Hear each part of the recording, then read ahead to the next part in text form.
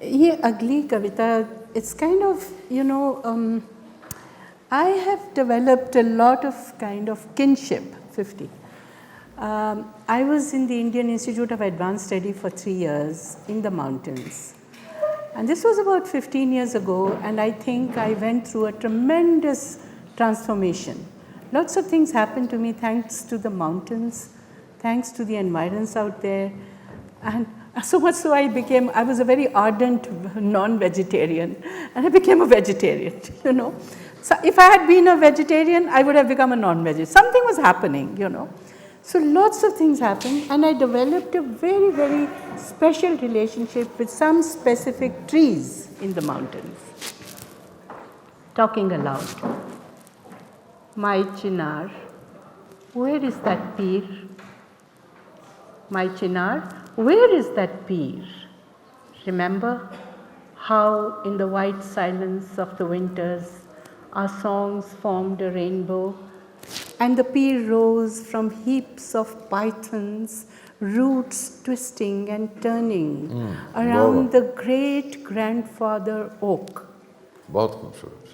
Around the great grandfather oak, that great Sufi, the witness, with long thick hair, waves of fulfilled desires, wishes in tangles of 100 beards, a living monument, young with passion, old in wisdom, observing you, my chinar, year upon year, your leafless arms stretching out to me through biting wafts of mountain breeze. Remember, there were then neither those fences nor borders, but just horizons beyond the sadness of valleys. واہ بہت اچھا. Horizons beyond the sadness of valleys.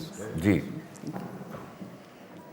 And this address to Chanar and this relationship with the tree اور اس کا پورا وجود, اس کی شکل صورت, مجھے یوں محسوس ہوا تھا جب میں نے اسے ترجمہ کیا.